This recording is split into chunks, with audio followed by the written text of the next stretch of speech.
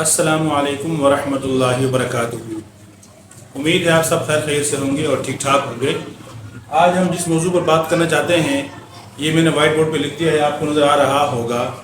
ये मैंने लिखा है पहला लफ्ज़ मजरेहा। अब ये कुरान मजीद में इसको हमने किस तरह पढ़ना है, बहुत से लोगों को इसका पता नहीं होता, और जिनको पता भी है कि हमने किस तरह पढ़ना है, उसकी वजह क्या है, उस तरह पढ़ना क्यों ज़रूरी है, ये भी उनको मैंने कहा आज की वीडियो में बता दूँ। तो आज मैंने ये जो लिख दिया है कुरान मजीद के, ये मैंने लिख दिया है कुरान मजीद में से, इसे कहते हैं मजरेहा।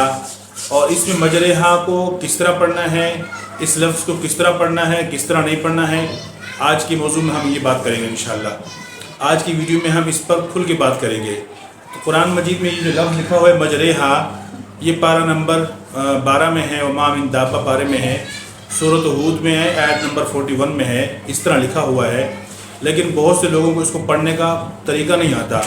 असल में ये जो है ये मजरेहा है। हम इसको देखने में जो आम लोग इसको पढ़ेंगे वो यही पढ़ेंगे कि मजरीहा, यानी कि रात के नीचे खड़ी ज़ेर पढ़ेंगे। हालांकि हमने इसको इस तरह नहीं पढ़ना है, हमने इसको मजहूल पढ़ना है। ना ज़बर वाला साउंड पढ़ना है, ना ज़ेर वाला साउंड पढ़ना है, इन दोनों के बीच में पढ़ना है। इस तरह पढ़ने को इमाला कहते हैं। और इमाला का लफ्ज़, ये जो इमाला लफ्ज़ है इसका मतलब क्या है, इसके मायने ये हैं, लफ्ज़ी तर्जुमा इसका ये है माइल करना, झुकाना।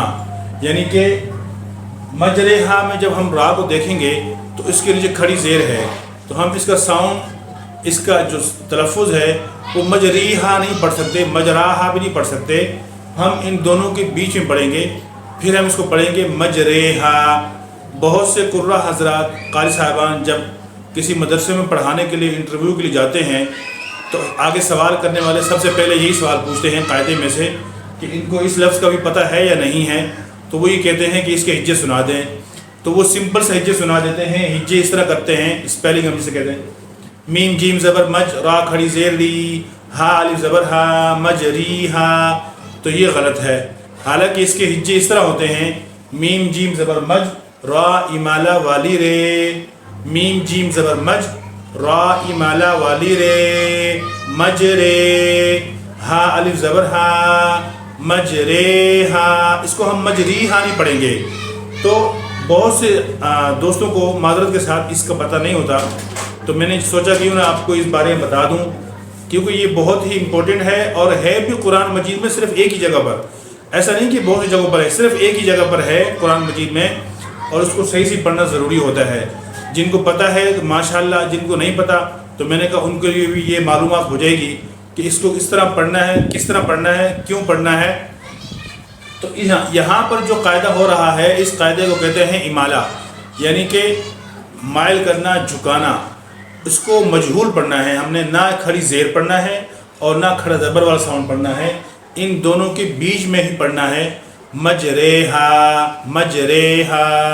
मैं दोबारा से इसके हिज्जे करके बता दूं, मीम जीम ज़बर मज, रा इमाला वाली रे, रा खड़ी ज़ेर नहीं, रा इमाला वाली रे, मज रे, हा अलिफ ज़बर हा। इसके हिज्जे इस तरह होंगे, मजरे हा। इसका तलफ़ुज़ क्या होगा, मजरे हा।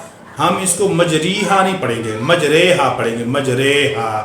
तो ये हुई आज की बात, और ये मुख्तसर सी वीडियो थी तो और बहुत ज़रूरी थी, तो मैंने कहा आप लोगों के लिए वीडियो बना लूँ ताकि आपको इसमें समझ में आ जाए। अगर आपको मेरे चैनल से फ़ायदा हो रहा है तो आप मेरे चैनल को ज़रूर सब्सक्राइब करें, और कमेंट्स भी अच्छे अच्छे कमेंट्स कर लिया करें, और लाइक तो कर लिया करें। इससे हमें बहुत हौसला अफजाई मिलती है। मिलते हैं नेक्स्ट वीडियो में। वस्सलाम वरहमतुल्लाहि वबरकातुहू।